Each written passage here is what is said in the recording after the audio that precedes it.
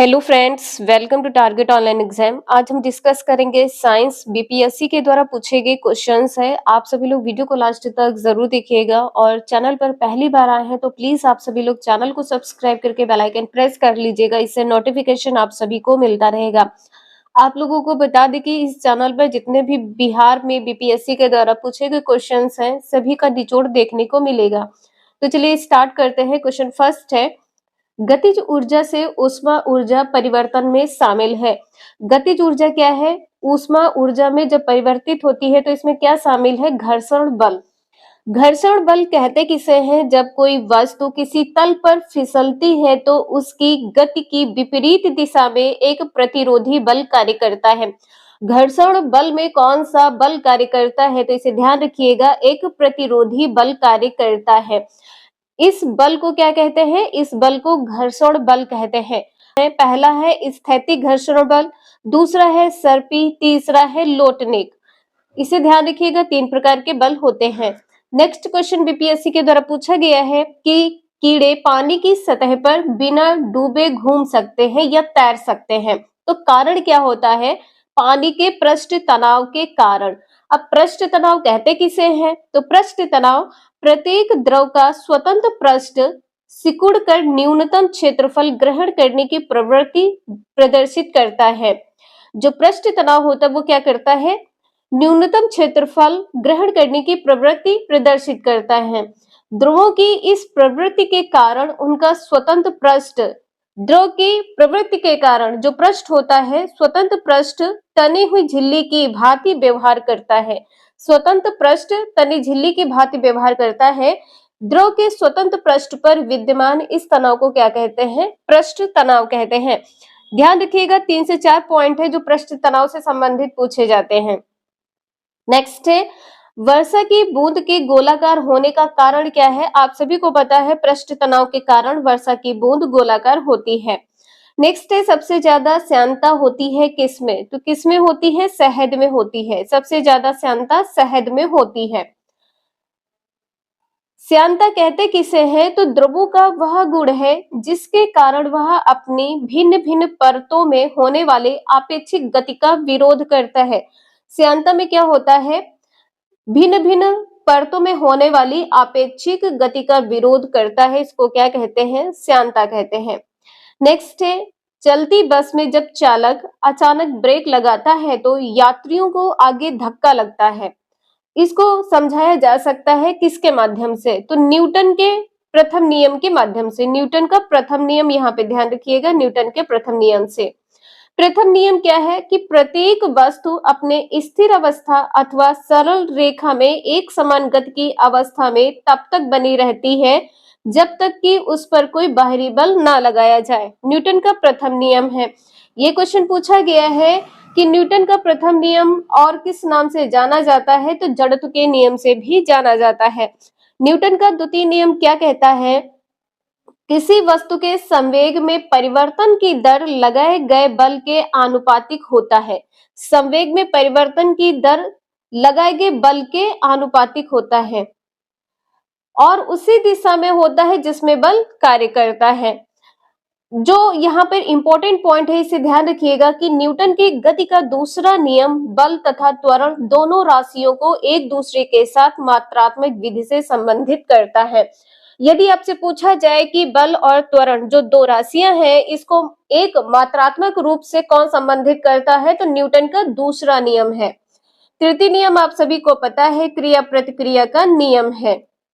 यहाँ पर आप सभी लोग ध्यान रखिएगा, जो न्यूटन का द्वितीय नियम है, बल बराबर क्या होता है? बल बराबर द्रव्यमान गुणे त्वरण, द्रव्यमान गुणे में त्वरण।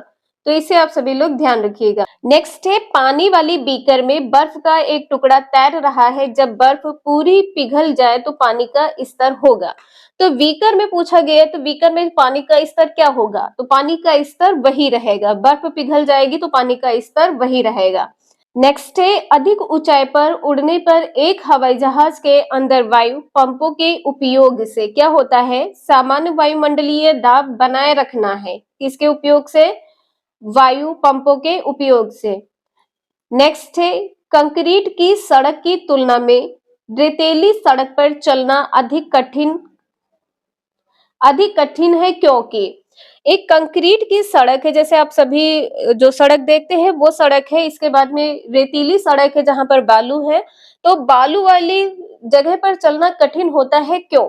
रेत और पैरों के बीच घर्षण कंक्रीट और पैरों के बीच घर्षण की तुलना में कम है। रेत और पैर के बीच जो घर्षण होता है यह कंक्रीट और पैरों के बीच घर्षण की तुलना में कम होता है, इसलिए आप क्या करते हैं कि कंक्रीट की सड़क पर चल लेते हैं लेकिन रेतीली सड़क पर नहीं चल पाते हैं। नेक्स्ट है, किसी पत्थर को एक ढलान वाली सड़क पर ऊपर की ओर उठाने की तुलना में नीचे की ओर लुढ़काना आसान होता है क्योंकि ढलान कहा गया है यहाँ पर कोई वस्तु आप ऊपर उठाने की तुलना में आप नीचे लुढ़काना आपके लिए आसान होता है। क्यों? क्योंकि पत्थर को लुढ़काने में किया गया कार्य उसे उठाने में किए गए कार्य की अपेक्षा कम होता है, तो लुढ़काने में किया गया कार्य क्या है? कम है, और उठाने में अधिक होता है, इसे ध्यान रखिएगा।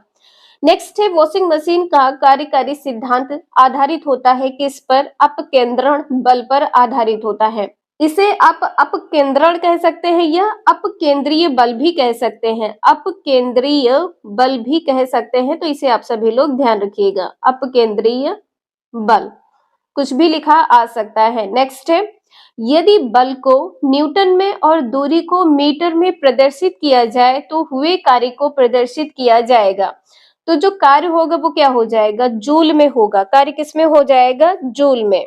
और कार्य कैसी राशि है? तो कार्य जो है अदिश राशि है। कार्य कैसी राशि है? कार्य अदिश राशि है, ध्यान रखिएगा, कार्य अदिश राशि है।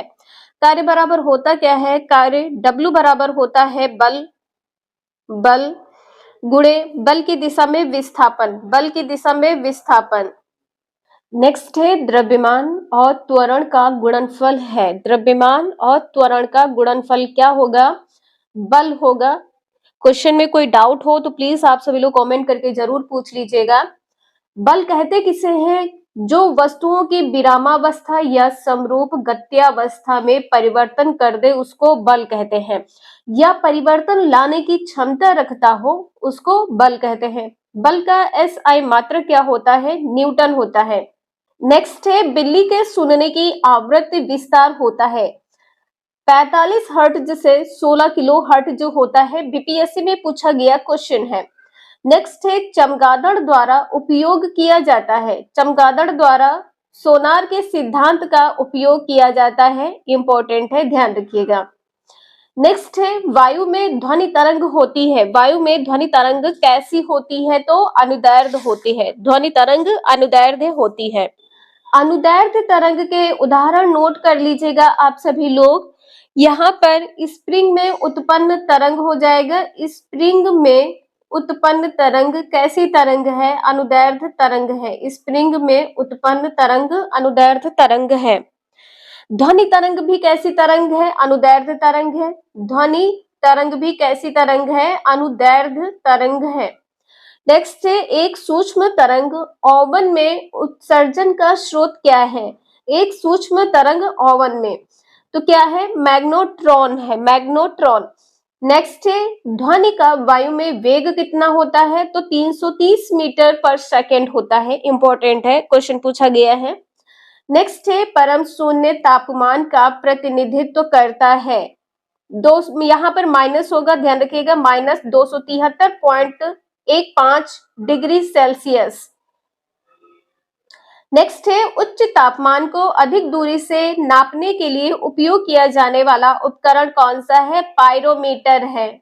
नेक्स्ट है, एक संवाहक के तापक्रम परिवर्तन के कारण इसमें विभव परिवर्तन होता है, इस घटना को कहते हैं, क्या कहते हैं? थॉमसन प्रभाव कहते हैं, घटना को थॉमसन प्रभाव कहते हैं।